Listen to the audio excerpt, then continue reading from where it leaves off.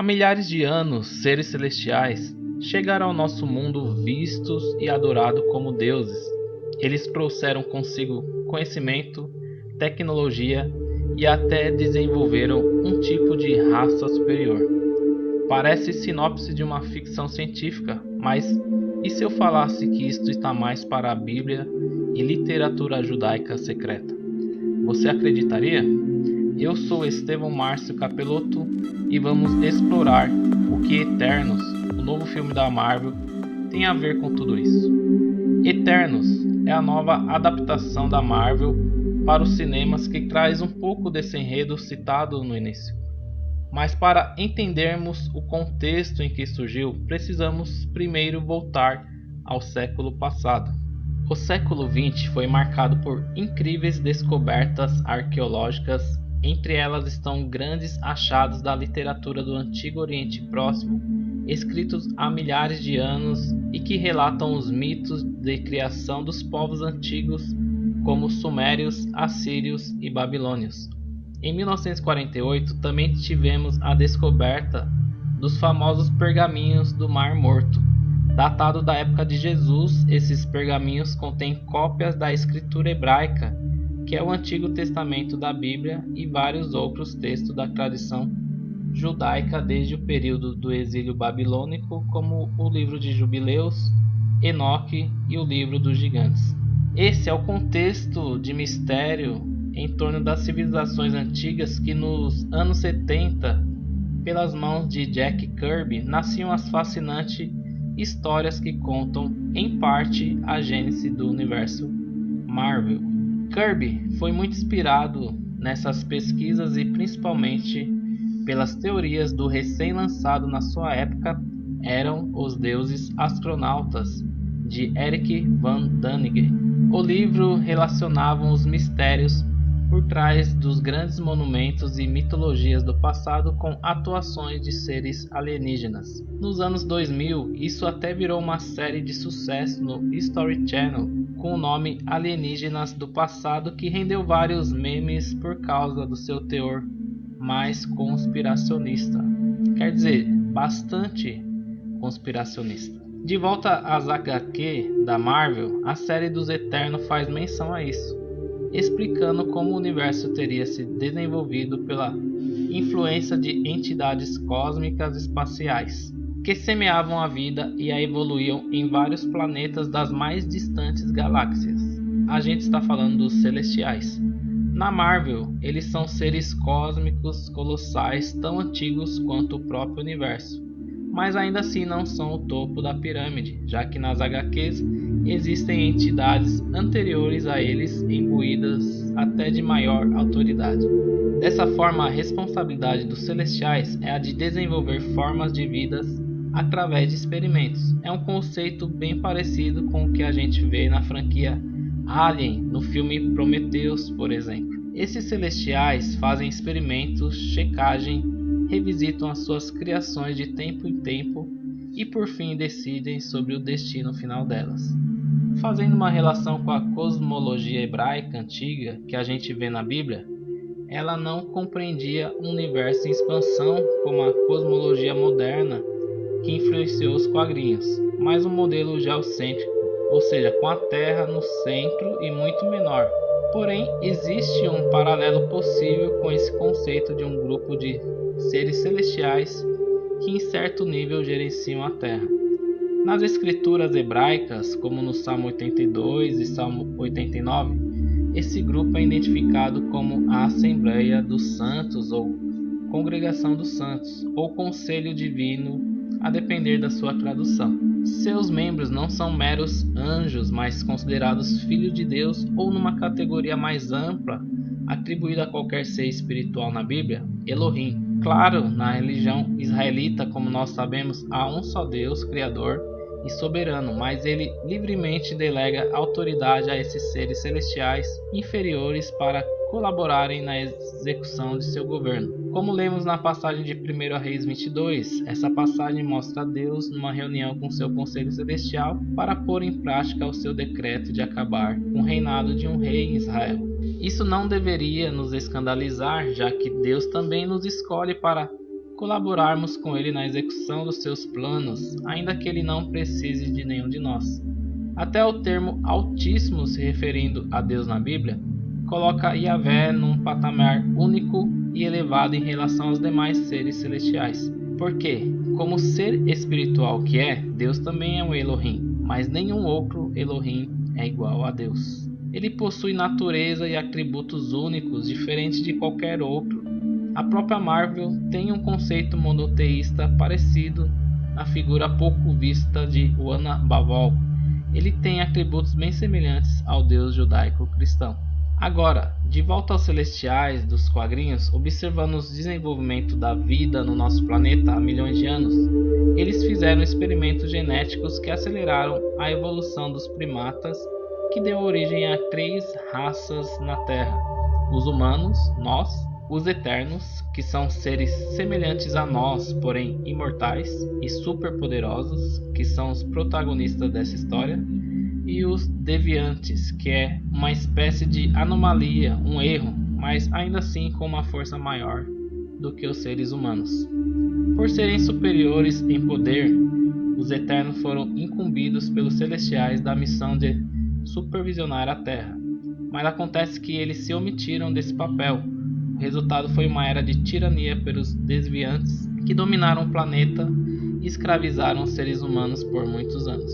Vamos dar uma pausa e pensar de novo na compreensão hebraica da ordem celestial para ver como isso se relaciona com esses acontecimentos dos quadrinhos. Como já vimos na visão israelita de hierarquia do céu, Yahvé é o único Deus criador, mas que compartilha da sua autoridade com outros seres celestiais que cooperam com seus planos. Aliado à literatura judaica do Segundo Templo, e aí a gente está falando de uma literatura que foi produzida entre 500 anos antes de Cristo a 70 anos depois de Cristo, a Bíblia narra algum desses seres celestiais que deveriam cooperar com Deus, mas escolheram se rebelar, colocando em ação seus próprios objetivos. São os que muitos chamam de anjos caídos. E o primeiro grupo a fazer isso são os de Gênesis 6, do versículo 1 ao 4, onde diz que os filhos de Deus tiveram relações com as mulheres que geraram criaturas gigantes e poderosas, os Néfilins. O pseudo-epígrafo de Enoque, literatura encontrada nos pergaminhos do Mar Morto e até uma literatura citada e referenciada no Novo Testamento, expande essa história relatando quão maus e tiranos foram esses gigantes, inclusive escravizando e devorando os seres humanos. O paralelo é esse. Da mesma forma que os celestiais nas HQ, através de experimentos, geraram criaturas poderosas, os eternos e os deviantes, os seres celestiais de Gênesis 6, através da sua incursão na Terra, também geraram criaturas poderosas, os Néfilins, que são os gigantes. Essa coisa de Deus e seres celestiais coabitando com seres humanos e gerando uma descendência de criaturas poderosas, semideuses, com acesso ao conhecimento elevado, é algo comum em várias civilizações antigas. Só que, enquanto as outras civilizações viam esses semideuses gigantes de forma positiva, com até seus mitos fundantes, ou como o autor de Gênesis 6 diz, os heróis do passado, na perspectiva israelita, eles são vistos como maus, tão rebeldes quanto os seres celestiais que os geraram, que por fazerem isso pecaram contra Deus. Ou seja, enquanto os Néfilins na Bíblia oprimiram os humanos e os levaram à decadência, os descendentes das divindades nos mitos dos outros povos foram responsáveis pelo progresso, pelo avanço civilizatório. É como se a Marvel estivesse apresentando aqui as duas versões de uma única história. A gente pode olhar para os deviantes na perspectiva israelita, ou seja, de forma negativa, e olhar para os eternos na perspectiva alternativa das outras civilizações, ou seja, positiva. Bom, a história nos quadrinhos segue e aquela tirania dos deviantes sobre a humanidade fica insustentável, até que os Eternos decidem invocar os Celestiais para resolver a situação. Ao virem, os Celestiais causam um dilúvio enorme que elimina a maioria dos deviantes, e aqueles que sobraram são condenados a viver nas profundezas das águas. Curiosamente, para salvar os humanos e a vida selvagem, Icaris, que é o líder dos Eternos, conduz uma arca de madeira gigante em segurança até o alto de uma montanha. tal qual a narrativa de Noé e o dilúvio da Bíblia. Então aqui nós vemos uma resposta dos celestiais contra os terríveis deviantes, e na Bíblia em Gênesis 6 e em Enoque, o dilúvio foi sim de Deus sobre a maldade humana, mas também principalmente uma resposta direta à ameaça dos Néfilins, essa descendência dos anjos rebeldes, por assim dizer. Nas HQs, os Eternos retomam seu posto de guardiões da ordem da Terra, após serem advertidos com uma mensagem quase escatológica pelos celestiais de que se o caos se instalar novamente, o planeta seria resetado por completo e não sobraria mais nada, nem os Eternos,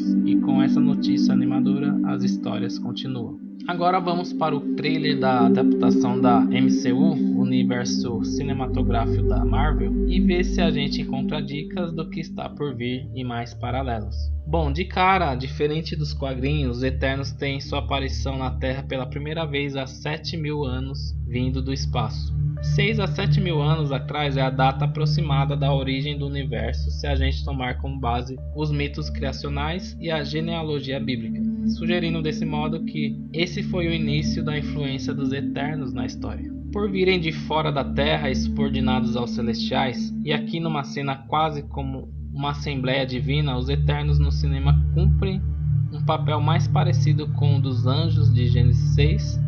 Esses protagonistas assumem uma postura de serem apenas vigias no planeta, buscando interferir o mínimo possível na história humana. O paralelo fica ainda mais interessante, já que vigias é exatamente o nome e função dos anjos que se rebelaram na história que Enoque expande de Gênesis 6. Subordinados a Deus, esses anjos deveriam apenas observar e vigiar a Terra. Como o trailer mostra, essa também era a intenção dos Eternos, mas as cenas contrariam as suas falas.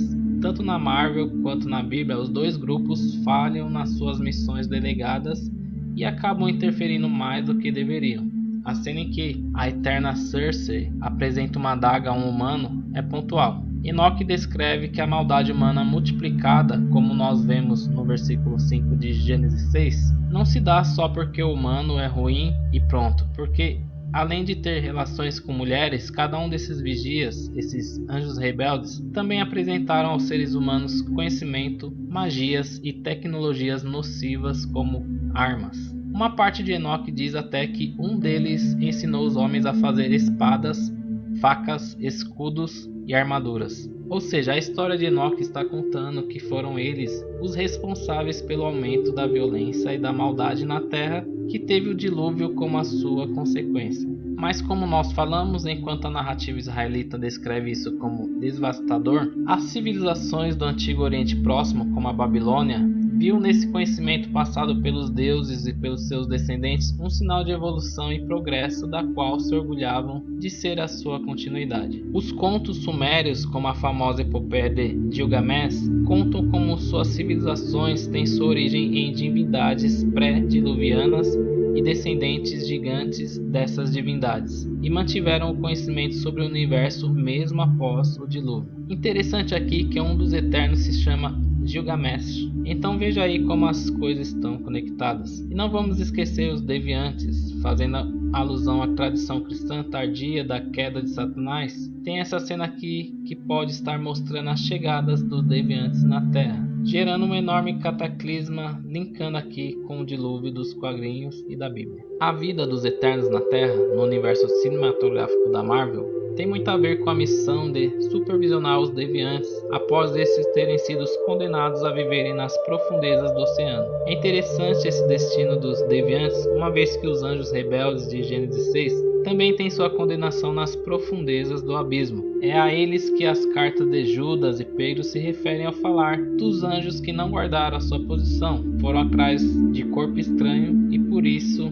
estão algemados nas trevas, aguardando o juízo final. Na cosmologia hebraica, o oceano, ou também esse abismo, está muito associado ao caos, desordem, ao habitat daquilo que é maligno. O próprio Jesus se faz Senhor sobre esse imaginário quando caminha sobre a água do mar tempestuoso da Galileia. Em outro momento, ordena que o mar se acalme. O plot do filme é o que me parece vai ser o momento em que os deviantes tentaram se libertar dessa prisão do fundo do oceano, vindo para a superfície numa tentativa de tomar o controle do planeta. As cenas mostram bestas deviantes surgindo do mar, ao que nos remete ao livro de Apocalipse, com a besta que simboliza o império do anticristo emergindo do mar, também numa tentativa satânica de tomar o controle do mundo. E agora os heróis eternos têm 7 dias para resolver o caos causado pelos deviantes. Tempo esse acredito que é o prazo antes dos celestiais virem para resetar o planeta, como prometido por eles mesmos caso a bagunça tomasse conta do mundo mais uma vez. E pelo que parece é o que os deviantes vão fazer.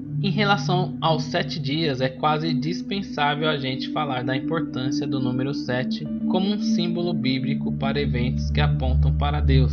De forma direta, 7 dias é o período da formação do mundo no livro de Gênesis, onde Deus restabelece a ordem do cosmos a partir de uma matéria sem forma e vazia, coberta de águas caóticas. Os primeiros líderes da igreja cristã, como Barnabé, Irineu e Lactâncio, relacionavam os 7 dias da criação com o período de 7.000 anos da história humana, para que só então a eternidade, ou céu, como muitos falam, fosse inaugurado. É essa missão que os eternos terão de encarar: restabelecer a ordem do mundo ao fim do 7º milênio, já que eles vieram há 7.000 anos antes do seu fim apocalíptico. Será que eles vão conseguir? É o que a gente vai precisar assistir para saber. Até lá, nós nos deslumbramos com um verdadeiro épico bíblico já disponível de Gênesis a Apocalipse, um compilado de histórias fantásticas e profundamente reais que renova o nosso olhar a cada dia para enxergar